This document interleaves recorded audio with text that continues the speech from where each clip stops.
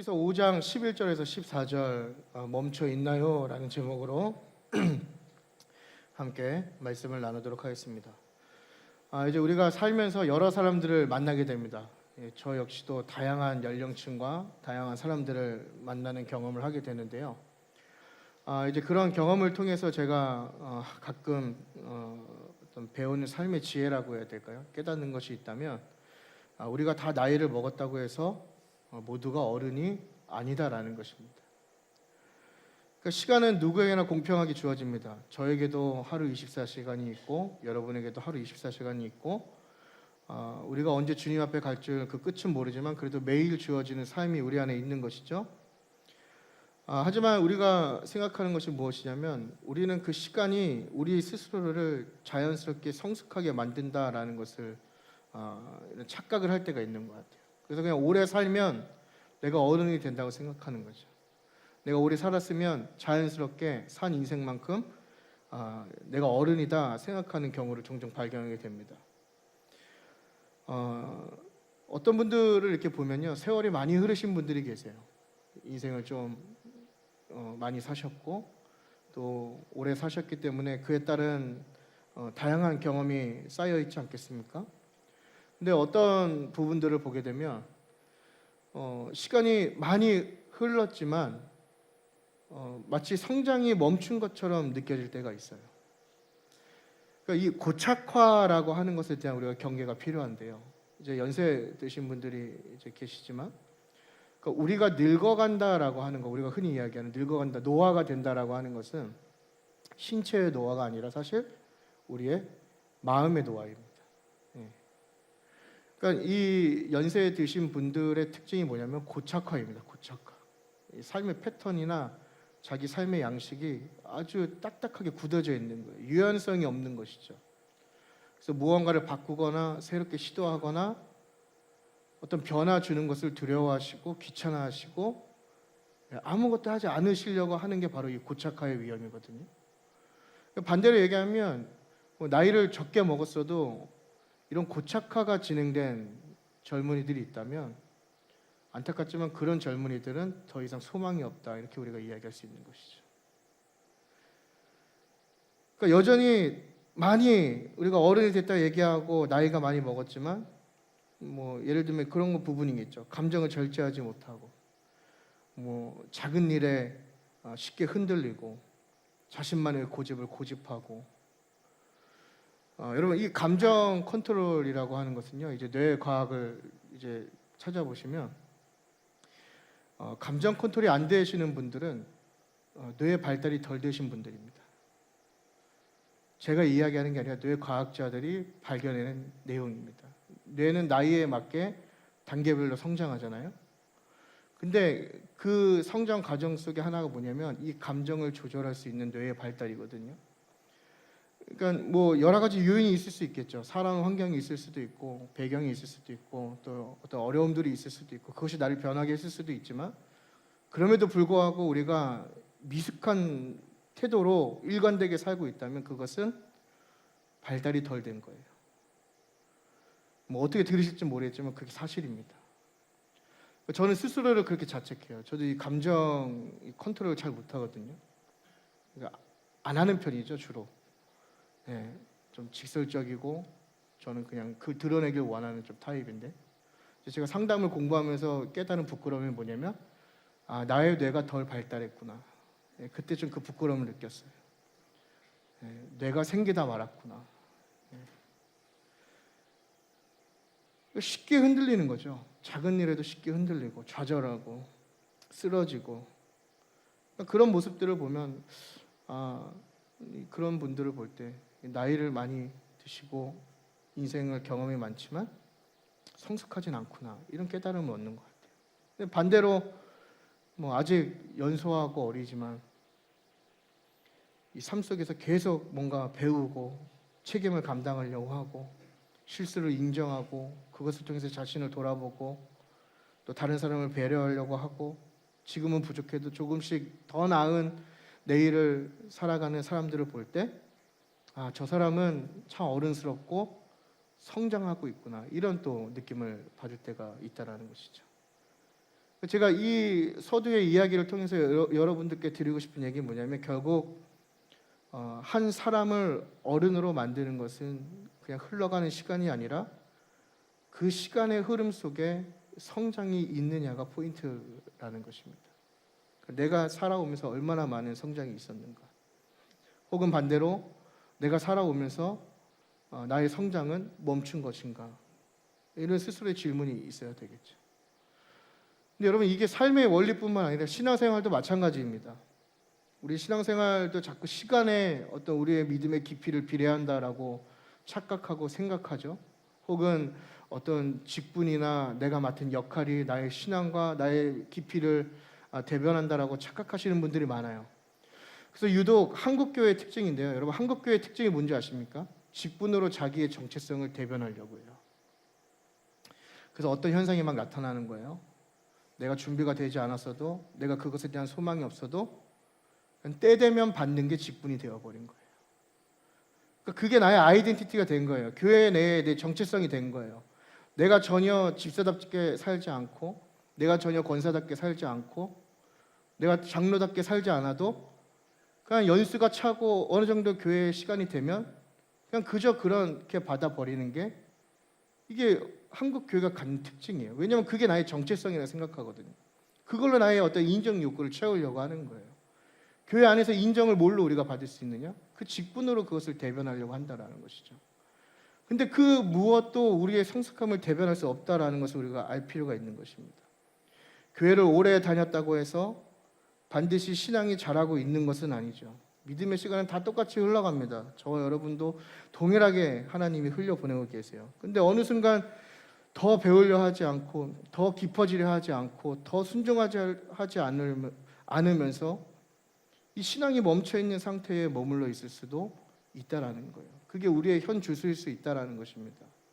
그래서 오늘 우리가 보는 이 히브리서 5장 11절에서 14절 본문이 이런 멈춰있는 신앙의 상태를 매우 날카롭게 지적하고 있는 것입니다.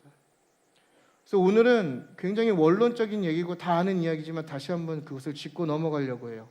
그래서 우리가 이 말씀을 들을 때 한 가지 질문을 해야 될 것이, 우리의 신앙은 왜 그러면 멈춰 있냐라는 것입니다. 그것이 시간이 부족해서일까? 아니면 나의 어떤 삶의 환경이 어려워서 멈추는 것일까?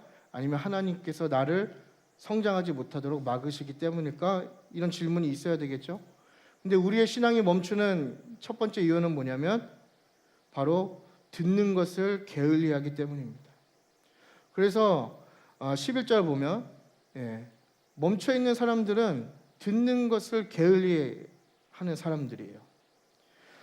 우리가 이 히브리서 편지를 받는 사람들의 상황을 좀 이해할 필요가 있는데요. 이 수신자 공동체가 복음을 듣고 유대교에서 다시 예수님께 돌아선 사람들입니다.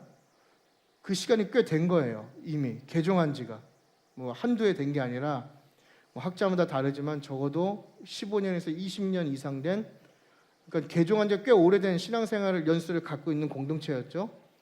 근데 그 사람들이 개종한 이후에 삶에 어떠한 직접적인 문제가 오기 시작하냐면 고난과 핍박과 압박이 막 밀려오기 시작하는 거예요. 내가 예수를 믿는다는 이유로 우리가 흔히 1세기 하면 떠올리는 사자밥이 되거나 불에 타 죽거나 하는 건 아니지만 완전 주변화된 삶을 살게 되는 거죠. 공동체에서 배제되고, 그 공동체에서 배제된다는 얘기는 뭐예요? 유대 사회 속에서 완전한 생존에 대한 위협이거든요. 어떤 장사도 할 수 없고, 어떤 경제적인 활동도 할 수 없고, 어떤 사회 공동체가 주는 유익과 그 커뮤니티 안에서 속해서 받을 수 있는 이득을 다 포기해야만 하는 상황이 지금 이 히브리서를 읽는 성도들이 처한 상황이다랍니다. 그러니까 그런 상황들이 결국에는 이 복음의 가치를 흔들고 희미하게 만들었겠죠. 우리도 그렇지 않습니까? 처음 예수님을 만나고 은혜를 받을 때 그 감격과 그 은혜를 얼마나 잘 기억해요. 막 너무 좋아하잖아요.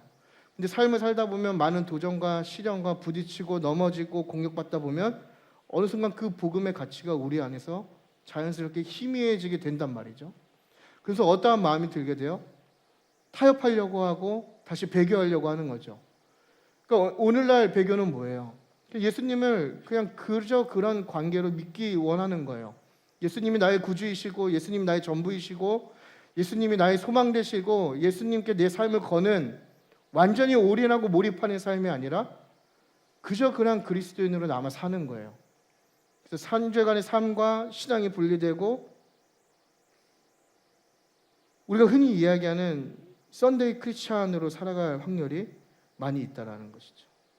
그러니까 이 당시에 이 히브리서를 읽는 성도들은 그 고난 가운데 뭘 하냐면 다시 유대교로 돌아가려고 하는 거예요. 20년 동안 믿었던 예수님을 저버리고 그 어려움으로 인해서 다시 유대교로 가려고 하는 히브리서가 이야기하는 배교가 이 배교입니다. 그래서 이 히브리서 저자가 이제 그 예수님이 얼마나 위대하신 분인가를 설명해야 되잖아요. 돌아가지 못하게. 그래서 그것을 설명할 때 예수님의 제사장직이 멜기세덱의 계열에 속해 있고 그만큼 뛰어나신 분이다라는 것을 설명하려고 하는데 중요한 건 하는데요. 그 깊은 진리를 설명하려 할 때 중요한 건 뭡니까? 그것을 설명하기 어렵다는 거예요. 지금 상황이. 그러니까 이 중요한 소식을, 이 중요한 내용을 이 흔들리는 성도들이 듣고 변화되고 다시 배교하지 않도록 해야 되는데 이 말을 못 하겠다는 거죠. 그 이유가 뭐예요? 11절 초반에 너희가 듣는 것이 둔하였다 얘기하는 거예요. 그러니까 듣는 것이 둔하기 때문에 이 중요하고 이 어려운 이야기를 꺼낼 수가 없다라고 지금 이야기하는 거죠. 여러분, 듣는 것은 중요합니다. 이거 꼭 기억하셨으면 좋겠어요. 듣는 것은 중요해요. 뭐 설교를 듣는 것뿐만 아니고 삶도 중요해요. 그래서 여러분, 이 시대가 듣는 게 참 어려운 시대를 살아가요. 다 들으려고 하지 않잖아요. 그래서 TV를 보면요, 뭐 정치도 그렇지 않아요? 뭐 빨간색이든 파란색이든 상관할 것 없이 대화가 안 통해요. 저 가끔 보거든요. 정치 잘 모르지만 그냥 그분들 나름대로의 토론을 보면 굉장히 재밌어요. 어쩜 저렇게 서로 할 말만 할까? 각자 할 말만 하잖아요. 아를 얘기하면 적어도 어가 나와야 되는데 갑자기 이가 나와요. 내 할 말만 하는 거죠. 그러니까 이 사회와 이 문화가 어떻게 돼요? 굉장히 좀 혼란스럽잖아요. 뭐 여러분들의 가정도 마찬가지죠. 왜 부부가 소통이 안 됩니까? 듣질 않기 때문에 그래요. 그래서 여러분 다 본인들 하신 말 열심히 하시죠. 아내분들은 남편분에게 내 할 말 열심히 하고, 남편분들은 듣는 척은 하지만 그래도 다음 내 할 말 준비하고. 그래서 그게 막히면 이제 뭘 얘기하는 거예요? 아내분들이 짧으면 2년 전 얘기, 좀 길면 신혼 때 얘기하는 거죠. 예. 뭐 결혼 생활이 뭐 3, 40년 됐든 뭐였든 나 처음 시집 올 때 이런 게 섭섭했는데 할 얘기 없으면 그게 소환되는 거잖아요. 이게 다 뭐예요? 들으려고 하지 않는 거예요. 들으려고 하지 않으니까 관계에 변화가 없는 거예요. 여러분, 이제 청소년기 자녀를 둔 부모님들, 자녀와 대화가 잘 안 되시죠? 왜 안 되겠어요? 청소년기는 병이에요. 그렇게 그냥 이해하셔야 돼요. 병자입니다. 아픈 애들이에요. 근데 우리는 그 아픈 애들의 얘기를 들으려고 하지 않아요. 그 아이들 이렇게 만나서 상담을 진행하면요, 속 깊은 얘기 굉장히 많이 합니다. 다 나름대로 이유가 있고 사정이 있고 슬픔이 있고 또 그 안에 나름대로 해석이 다 있어요. 삶의 방식이 있단 말이죠. 근데 부모님들이 그걸 들으려고 하지 않는 거예요. 그래서 뭘 얘기해요? 자녀가 얘기하려고 그러면 내 얘기하는 거예요. 자녀가 무언가 얘기하면 그걸 듣고 이해하고 공감하고 다시 뭔가 제안할 수 있어야 되는데 듣질 않으니까 뭘 얘기하는 거예요? 공부나 열심히 해, 이렇게 하는 거예요. 관계의 회복이 없는 것이죠. 모든 원리에 다 통용됩니다. 교회도 마찬가지죠. 왜 성숙한 공동체가 되지 않습니까? 듣질 않으니까 안 되는 거예요. 이제 이따 2시에 장년부 나눔이 있거든요. 예, 많이 참석하셨으면 좋겠어요. 근데 뭐 나눔을 해도 기쁜 공동체가 안 되는 이유가 있는 거예요. 앞에 사람이 얘기하면 그 얘기에 귀 기울이고 그걸 공감해야 되는데 뭘 생각하세요? 이제 다음 내 순서다. 그죠? 뭐라고 조리 있게 말해야 될까? 엉뚱한 얘기하는 거예요. 듣질 않으니까. 공감할 수도 없고 이해할 수도 없고 위로할 수도 없고 성숙해질 수도 없고 친밀해질 수도 없는 것이죠. 그래서 듣는 것은 굉장히 중요한 거예요. 삶도 그렇고 신앙도 그렇고 굉장히 중요합니다. 우리 신앙도 마찬가지예요. 로마서 10장 17절 보면 들음에서 믿음이 난다고 얘기했어요. 그러니까 믿음의 성장의 시작은 어디예요? 듣는 것입니다. 듣는 것. 가장 기초이고 가장 처음이고 가장 어떻게 보면 흔한 이야기일 수 있지만 가장 중요한 게 뭐예요? 들음이에요. 들음. 근데 이 듣는 것을 지금 이 1세기 성도들이 뭘 하고 있어요? 둔하다 얘기하는 거예요. 이 둔하다는 그냥 뭐 이해력이 부족하다는 얘기가 아닙니다. 이 둔하다는 조금 포괄적인 헬라어 단어인데요. 게으르다. 대표적인 얘기예요. 게으르다는 거예요. 그러니까 듣는 것을 게을리한다. 또 움직임이 굼뜨다. 또 마음이 무감각해진다. 또 어떤 비유가 있냐면 병든 동물이 사지가 마비되어서 움직이지 않는 것처럼 아무런 기능을 할 수 없는 거예요. 그러니까 말씀을 향한 그 마음 자체가 움직이지 않는 게 둔하다의 포괄적인 해석입니다. 그러니까 들으려고 하지 않고 그 들은 대로 움직이지 않으려고 하는 거예요. 그러니까 여러분 우리가 이것을 통해서 알 수 있는 게 무엇입니까? 하나님의 말씀에 대해서 게으르고 굳어질 때 우리는 멈추게 되어 있는 거예요. 그래서 들음이 중요한 것이죠. 그러니까 결국 1세기 성도들의 문제는 뭐냐면 지식의 부족이 아닙니다. 오늘날도 마찬가지죠. 오늘날 얼마나 성경 공부 잘 돼 있고 성경 많이 함께 공동체 읽기가 하고 있고 성경에 대한 지식을 얼마나 많이 우리가 이해할 수 있어요. 지식이 부족한 게 문제가 아니죠. 진짜 문제는 뭐예요? 바로 그 말씀을 향한 열정의 상실이에요. 그래서 귀로는 듣고 있는 거예요. 다 여기 다 지금 제가 볼 때는 한 20%만 듣고 계신 것 같아요. 진짜로. 이게 여기 앞에서 한번 나중에 꼭 목사가 되셔갖고 한번 서보세요.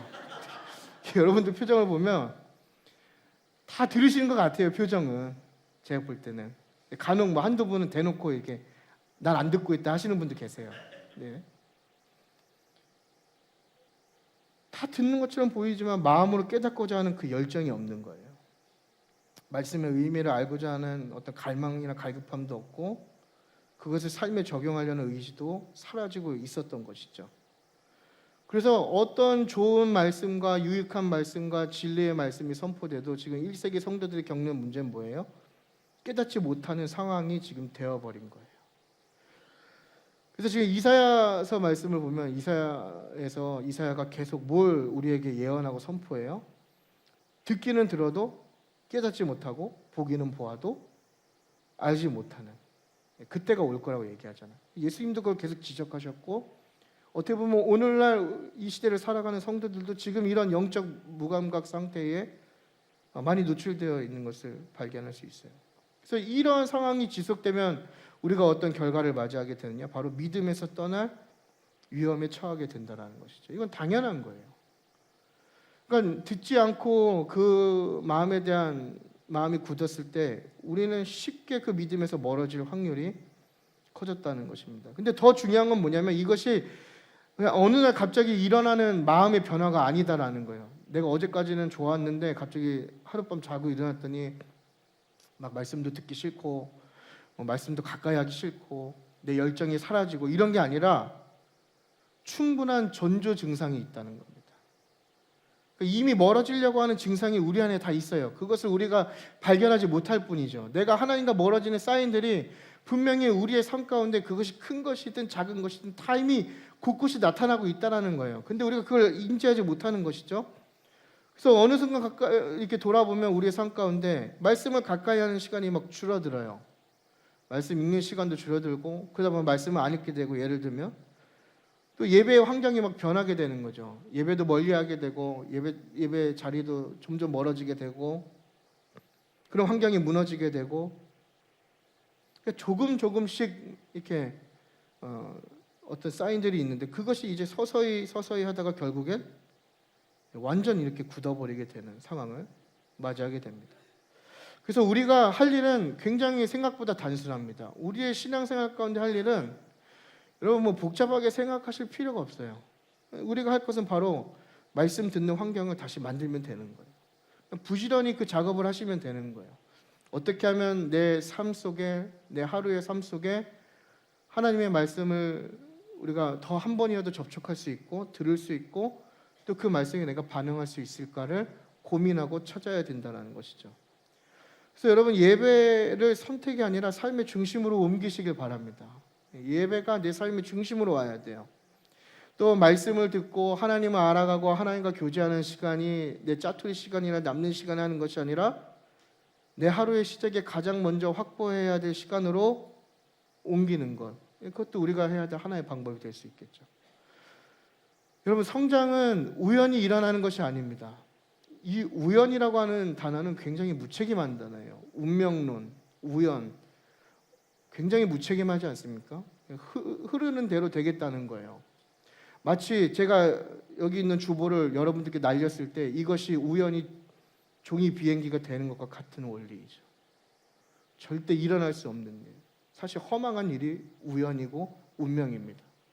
우리에겐 다 선택할 의지가 있는 거예요. 선택할 길이 주어졌어요. 그래서 이게 성장도 마찬가지입니다. 갑자기 그냥 우연히 되는 게 아니에요. 그것은 듣고 그 듣는 환경 속에서 시작하고 자라는 게 이 성장의 첫걸음입니다. 그래서 신앙의 성장은 시간에 비례하는 게 아니라 말씀 앞에 머무르는 시간과 비례하는 거예요. 그러니까 여러분, 제발 그냥 내가 그리스도인으로 오래 살았다고 성장하고 있고 성숙하다고 착각하지 말기를 간절히 간곡히 부탁드립니다. 그걸 우리가 뭘로 판단할 수 있어요? 말씀 앞에 머무르는 시간으로 계산하셔야 돼요. 그러니까 이제 여러분들이 계산법이 바뀌셔야 돼요. 그냥 교회에 여러 번 온다고 해서 성숙해지는 것이 아니라 내가 말씀 앞에 얼마나 서 있느냐로 다시 계산하셔야 돼요. 그걸로 나를 다시 진단해야 되는 것입니다. 바쁘다는 이유로 멀리하기 시작하고 미루기 시작하면 그 순간부터 우리의 신앙도 멈추기 시작하고 우리의 신앙이 죽어가게 되는 것입니다. 그래서 우리는 잃어버린 우리의 열정을 다시 되찾아서 이 듣기를 게을리지 않기를 축복합니다. 이 듣기에 힘쓰셔야 돼요. 그럴 때 멈춰있는 우리의 신앙이 성장하게 될 줄 믿습니다. 두 번째는 멈춰있는 사람은 성숙해지길 거부한다라는 것이죠. 우리 5장 12절 다 같이 한번 읽어보겠습니다. 시작. 때가 오래되었으므로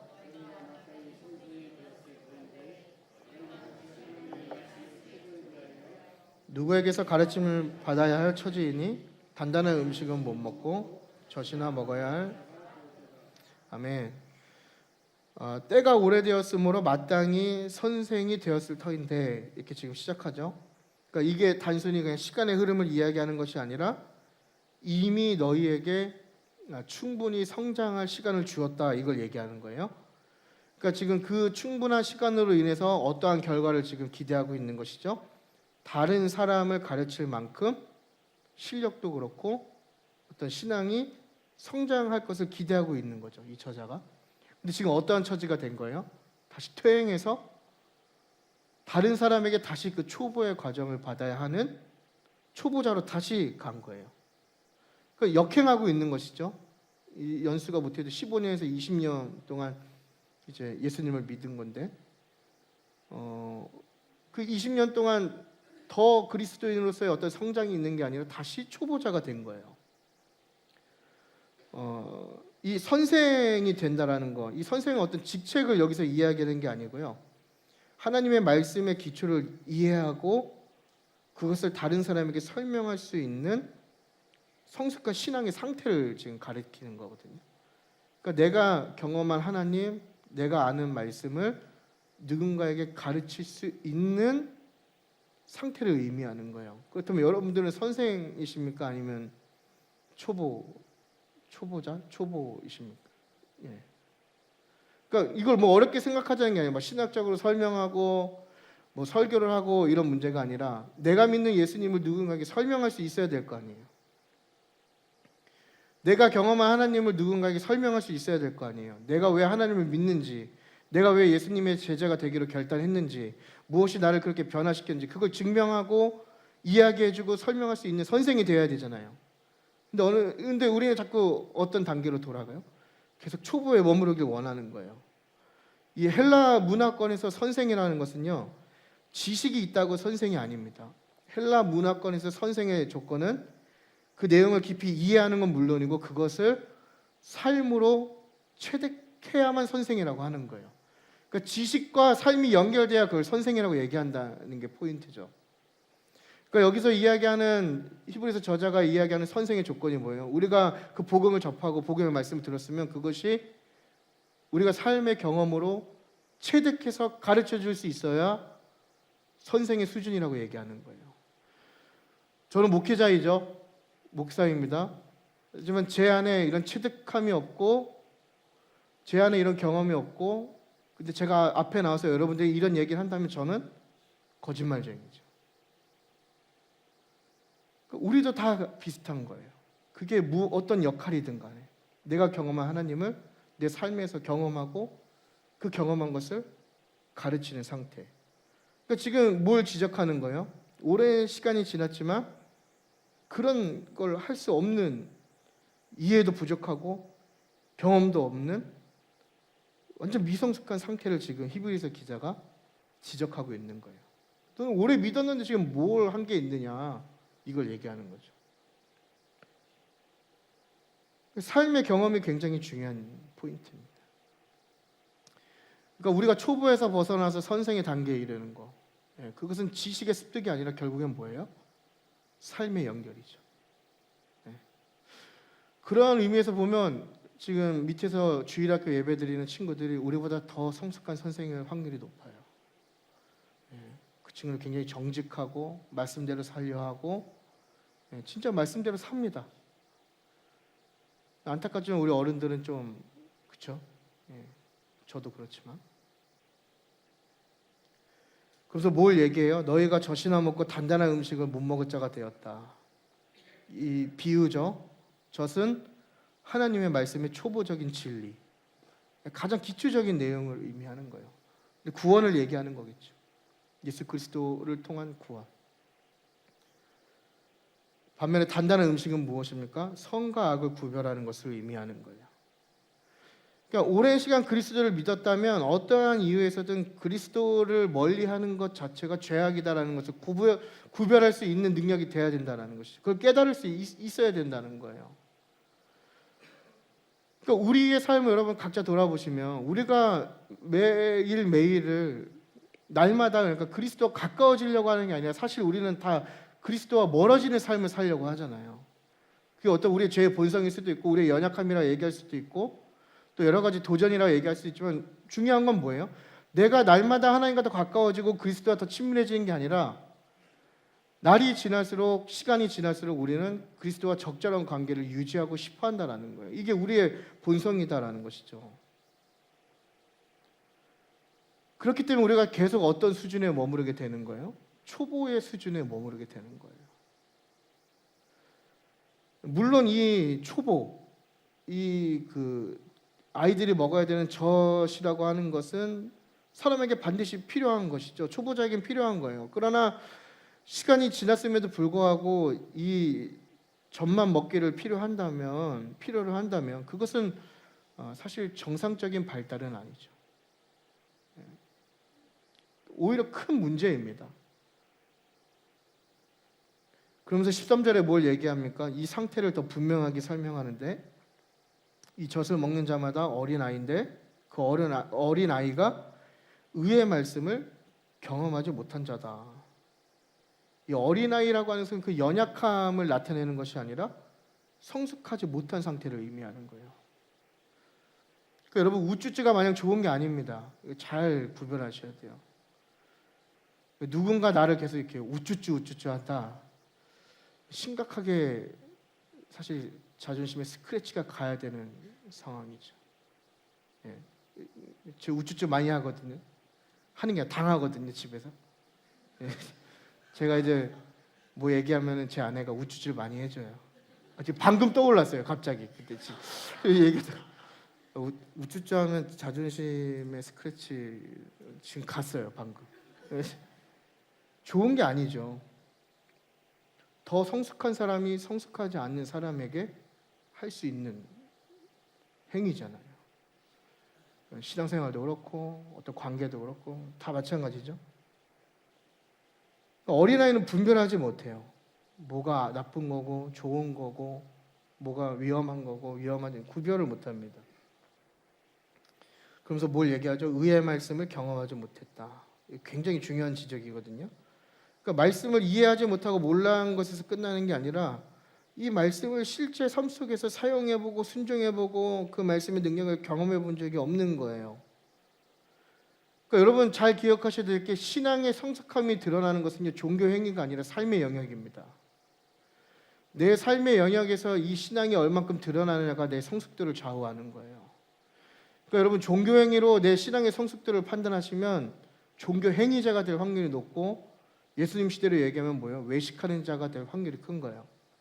그러니까 예배를 열심히 드리고 성경 공부 열심히 하고 성경 많이 읽고 기도 많이 하는 거 중요하죠. 하지만 그것이 나의 성숙도를 좌우하는 게 아니다라는 거예요. 이 히브리서 기자가 얘기하는 게 뭐예요? 그 성숙도의 필드는 어디냐? 삶이라는 거예요.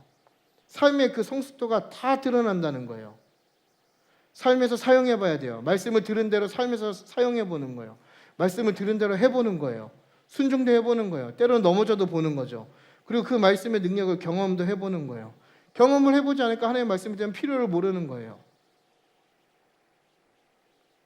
절대 성숙해질 수밖에 없는 원리로 계속하고 있는 것이죠. 영적 성장을 멈춘 자들의 특징이 바로 이것입니다. 그러니까 시간이 지나도 계속해서 같은 자리에 있는 거죠. 같은 수준에 머물러 있고. 이것은 단순한 어떤 정체가 아닙니다. 정체라기보다 스스로가 그 성숙해지는 것을 거절하고 있는 것이죠. 거절. 그래서 제가 대지 2번을 뭐라고 했죠? 거부하고 있다고 했죠. 성숙함을 거부한다. 이게 좀 부정적인 단어일 수 있어요. 거부한다는 게. 하지만 여러분 잘 생각해 보시면 이 성숙함의 시작을 결정하는 것은 내 선택입니다. 누가 강요를 시키지 않아요. 절대. 뭐 사역자가 시키지도 않고요. 심지어 하나님도 여러분들께 그 성숙함을 시키지 않아요. 이건 순수하게 나의 결정에서 시작되는 첫 걸음이에요. 왜냐? 성숙하게 될 때는 포기해야 될 것도 많고요. 저항받아야 될 것도 많고요. 희생해야 될 것도 많고요. 복잡해지는 거예요. 근데 그 복잡함을 견디고 이기고서 할 선택이 무엇이냐? 내가 더 성숙한 한 걸음을 나아가겠다는 거잖아요. 온전히 나의 결정이란 말이죠. 물론 나를 변화시키고 그런 힘을 주시고 나를 이끌어 주시는 건 내 안에 계신 성령님인 거는 동의해요. 하지만 그 첫걸음은 무엇이냐면 나의 선택이다라는 것이죠. 그러니까 우리는 계속 그걸 거부하고 있는 거예요. 어떻게 보면. 그러니까 히브리서 기자도 이걸 지적하고 있는 거죠. 계속 성숙해지길 거부한다. 말씀에 반응하지 않으려고 하고 순종하지 않으려고 하고 그러다 보니까 약해질 수밖에 없는 것이죠. 그래서 여러분 젖을 먹는 그 초보자의 신앙은 굉장히 편합니다. 살아보신 분들은 알 거예요. 말씀과 전혀 상관없는 거 사는 거 굉장히 편해요. 그러니까 어떤 표면적으로는 그리스도인이라고 우리가 고백은 하지만 삶이 연결되지 않는 삶의 형태로 사는 것은 굉장히 자유하고 굉장히 쉬워요. 그러니까 뭐 어려울 게 없죠. 사실 부담될 것도 없고 깊이 고민하지 않아도 돼요. 하지만 반대로 뒤집어 생각해 보면 매 순간 우리가 성숙하기로 결단하는 순간 매 순간 우리는 선택의 문제부터 부딪히잖아요. 이걸 내가 해야 되나 말아야 되나, 그리스도가 기뻐하실까 안 기뻐하실까, 주님이 원하실까 아닐까, 이것이 나의 우상일까 아닐까, 벌써 막 고민하고 복잡해지고 그러다 보면 뭘 해야 돼요? 결국 주님을 택하게 되면 희생해야 되고 포기해야 되고 저항받아야 되고 복잡해지는 거죠. 그러니까 이 초보의 상태가 오래되면 될수록 분별력은 잘하지 않게 되는 거예요. 그러니까 오늘날 그리스도인들이 이 분별력을 많이 상실한 시대에 살아갑니다. 그 이유가 뭐예요? 말씀이 우리의 삶의 기준이 되지 않기 때문에 그래요. 저도 목회자지만요, 여러분, 목회자는 완전하지 않습니다. 제 설교가 완전합니까? 제 설교가 완벽합니까? 완벽하게 바라지만 흠도 있고 부족함도 있고 완전하지 않단 말이죠. 그럼 완전한 건 뭐예요, 결국? 하나님의 말씀뿐이죠. 무엇이 우리의 삶을 바꿀 수 있는 거예요? 하나님 말씀뿐이죠. 무엇이 내 삶의 기준이 될 수 있어요? 하나님의 말씀뿐이죠.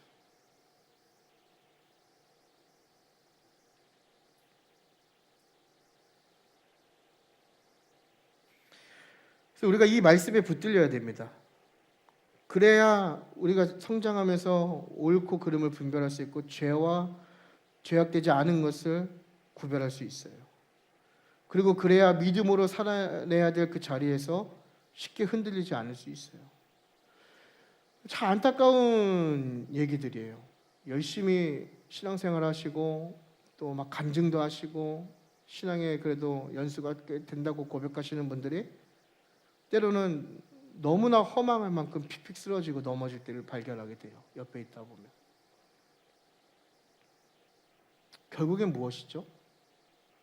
아직도 초보의 단계에 있었던 거예요. 물론 그분들의 문제와 고통은 이해하려고 해요. 왜냐하면 내가 느끼는 고통이 100%라고 생각하니까요. 다 그런 거잖아요.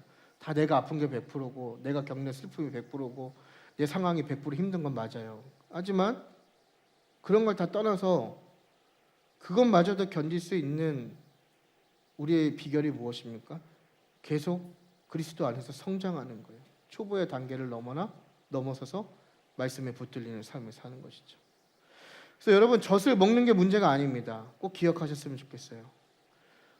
계속 젖을 먹는 게 문제가 아니라 계속 젖에만 머무르려고 하는 것이 문제예요. 초보에만 머무르려고 하는 우리의 본성이 문제라는 것입니다. 그래서 성숙한 우리 신앙이 되는 것, 변화되는 것은 거창한 결단에서 시작되는 것이 아닙니다. 그러니까 우리는 대부분 어떤 착각을 하냐면 이렇게 마음 먹고 목표를 크게 잡고 한순간에 이렇게 극적인 변화를 많이 기대하는 것 같아요. 좀 불가능한 것이죠. 이 성숙해지는 것은 작은 순종, 이 작은 순종이 반복될 때 시작되는 거예요. 그래서 여러분, 오늘 여러분들께 던지는 질문은 뭐냐면 내가 할 수 있는 삶의 작은 순종이 뭐냐라는 거 꼭 찾아보셨으면 좋겠어요. 거창한 거 말고 정말 사소한 거, 정말 작은 거.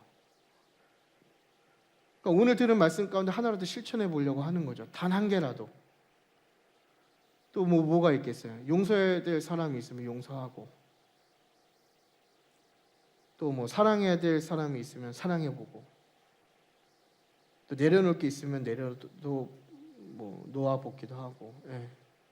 물론 이것도 좀 어려운 문제긴 하죠. 용서하는 거, 또 사랑하는 거. 사랑의 속성 자체가 완전한 거잖아요. 우리는 그 조건적인 사랑을 많이 하거든요. 사랑이 왜 어려운 줄 아세요? 사랑하지 못할 사람을 사랑하니까 어려운 게 사랑이에요. 그러니까 우리가 왜 진짜 사랑을 받는 줄 아세요? 사랑받지 못할 우리를 예수님이 사랑하시고 십자가로 증명하셨기 때문에 우리는 그 진짜 사랑 안에 있는 거예요. 뭐 어려운 문제예요. 쉽게 뭐 될 문제도 아니죠. 용서하는 게 쉽습니까, 여러분? 저주는 안 하면 다행이죠. 그럼에도 불구하고 넘어지고 또 넘어져도 한 번이라도 시도해 보려고 하는 거예요. 용서가 되지 않아도. 사랑할 수 없어도 사랑해 보려고 하는 거예요. 그게 작은 실천 아니겠어요? 이런 것들이 쌓일 때 우리의 신앙이 우리도 모르는 사이에 점점 자라나게 된다라는 것입니다. 그러므로 어제보다 더 아주 조금이라도 오늘 좀 성숙된 신앙을 갖게 된다면 저와 여러분은 살아있고 성숙해지고 있고 성장하고 있다라는 것을 기억했으면 좋겠습니다. 그래서 우리는 더 온전한 경지로 나아가야 되겠죠. 14절 말씀인데요. 우리는 멈추지 말고 더 온전해지기 위해서 계속 나가야 되는 것입니다. 그래서 장성한 사람도 성숙해지는 것과 마찬가지로 어느 날 갑자기 막 만들어지는 게 아니에요. 우리는 드라마틱한 변화와 어떤 큰 계도됨을 많이 이렇게 기대하잖아요. 이 시간이 뭐 지나서 저절로 되는 것이 아닙니다. 그래서 본문에서 뭘 얘기해요? 지각을 사용하고 반복해서 연단을 통해서 자라난다 얘기하잖아요. 그러니까 이제 갈등이 있는 이제 내담자들을 만나다 보면 좀 잘못된 인식 중에 하나가 상담을 한 번 받으면 굉장히 드라마틱하게 관계가 개선될 거라는 좀 착각을 많이 해요. 이 내담자들을 만나다 보면 이제 제가 가족 상담을 하니까 만나다 보면은 본인들이 갖고 있는 수십 년 된 고질적인 어떤 개인의 문제일 수도 있고 관계의 문제잖아요. 근데 그것들이 50분 하는 그 상담을 한번 받으면 굉장히 극적으로 드라마틱하게 바뀔 걸 생각한단 말이죠. 그게 다 어디서 오는가 봤더니 이 TV 보면 좀 드라마틱하긴 한 것 같아요. TV 보면 뭐 이렇게 제 이혼 승려 캠프 잘 보거든요. 제 애청자인데 그 상담하잖아요, 이효성 교수님. 상담하면 이제 나갈 때는 막 계도되죠. 예, 그분들 이제 캠프 끝나고 집에 가시면 똑같은 문제로 또 싸우고 또 중리산이하고 이혼하니 많이 하고 똑같이 그럽니다. 다 그래요. 신앙도 마찬가지죠. 우리가 뭐 극적으로 갑자기 장성한 사람이 되는 거 아니에요. 계속 넘어지고 실패하고 또 실패하고 계속 실패하는 거예요. 하지만 그럼에도 뭘 하는 거예요? 계속 하는 거예요. 우린 다 작심삼일 되게 안 좋은 말로 얘기하잖아요. 저는 이 작심삼일 굉장히 좋아합니다. 작심삼일 뭐 의지 약한 사람한테 쓴다고 하는데 여러분 작심삼일 2번만 하면 일주일이에요. 맞죠? 작심삼일 10번만 하면 한 달입니다. 그거 계속 반복하잖아요. 1년 금방 가고 우리 인생이 작심삼일로 다 채워지는 거예요. 실패해도 괜찮아요. 또 하면 되는 거예요.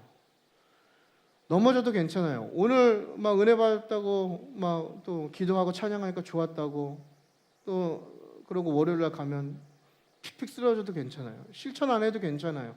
근데 뭘 하는 거예요? 또 해보는 거예요, 그냥. 아주 작은 것이라도 하는 거예요. 그래서 지각을 사용한다. 아는 것에 머무르는 게 아니라 계속 한다는 얘기거든요, 이게. 그 의미를 갖고 있는 거예요. 그래서 연단을 받는다. 이건 단 한 번의 트레이닝이 아니라 지금 뭘 얘기하는 거죠? 반복되는 훈련이에요. 계속하는 거. 되든 안 되든 계속하는 거. 꾸준함의 힘이 있잖아요. 뭐든지 다 그렇습니다. 신앙생활도 그렇고. 그러니까 성장하려면 계속 하셔야 돼요. 이제 제가 그 옷 더러워지는 거 굉장히 싫어해요. 이제 좀 생긴 거와는 다르게 좀 깔끔한 거 굉장히 중요하게 생각합니다. 근데 이제 훈련을 나가다 보면 뭐 이리 구르고 저리 구르다 보면 우리 다 군생활 하신 분도 아시겠지만 옷 금방 더러워지잖아요. 막 흙탕물도 묻고 뭐 낙엽도 묻고 먼지도 묻고 이게 처음에는 이제 쉴 때도 바지 안 더럽히려고 막 서 있기도 하고 군장에 앉기도 하고 뭐 깔판도 깔고 막 최대한 애를 써요. 안 더러워지려고. 근데 실수로 넘어져가지고 엉덩이가 한번 졌잖아요. 뭐 그 다음부터는 뭐 없죠. 그냥 뭐 굴르고 굴러도 웃고 죄도 마찬가지죠. 예. 이건 다 똑같아요. 자포자기하지 말란 얘기죠. 더러워졌으면 그 더러워진 상태로 더 더러워지지 않게 한번 해보는 거예요. 그게 성장이죠. 그 여기서 이야기하는 연단이고 반복된 훈련을 얘기하는 겁니다. 매일의 반복된 순종과 연습 속에서 우리의 영적인 감각이 나도 모르는 사이에 단련되어 가는 거예요. 그래서 처음에는 낯설기도 하고 부담스럽게 느껴질 수도 있지만 그러나 계속 멈추지 않고 연습할 때에 우리의 마음이 점점 하나님 뜻에 담긴 또 하나님 뜻에 민감해지고 결국 선악을 분별할 수 있는 장성한 분량에 이르게 된다라는 것을 지금 히브리서 기자가 이야기하고 있는 것입니다. 그래서 여러분 멈춰있는 신앙은 중립이 아닙니다. 이걸 꼭 기억하셨으면 좋겠어요. 멈춘 것은 현상 유지가 아닙니다. 멈추는 순간 우리는 다시 초보로 돌아가는 거예요. 퇴행입니다.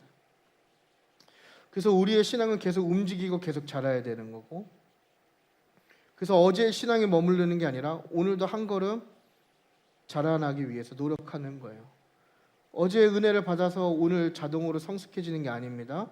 오늘도 다시 말씀 앞에 서야 되고 오늘도 그 은혜를 다시 갈망해야 되고 오늘도 다시 순종해봐야 되는 거예요.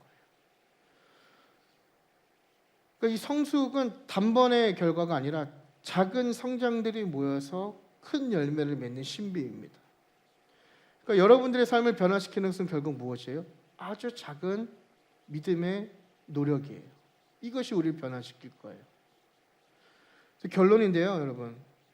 우리는 멈춰있는 신앙으로 부름받은 사람들이 아닙니다. 이것이 우리의 정체성임을 꼭 기억하셔야 돼요. 하나님이 우리를 부르셨을 때 우리에게 기대하신 것은 너네는 어떤 현상을 유지하고 멈춰있는 상태로 있어라, 이렇게 부르신 게 아니다라는 것이죠. 우리에게 하나님이 기대하시는 건 무엇입니까? 자라가는 신앙이에요.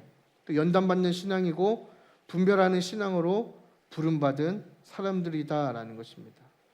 그래서 여러분, 지금에 안주하지 않았으면 좋겠습니다. 지금 우리의 신앙에 안주하지 않고 날마다 더 단단한 음식을 향해 나아가는 저와 여러분이 되기를 축복합니다. 이것은 시간의 문제가 아닙니다. 시간이 해결해 수 있는 문제가 아니에요. 스스로의 결단과 스스로의 선택입니다. 그리고 저의 간절한 바람은 여러분들이 오늘 그 선택에 함께 동참하시길 바랍니다. 오후 2시. 또 뭐가 있죠? 우리 이제 또 더블래시, 작은 선택, 또 큰 용기가 필요하지만 그런 도전들.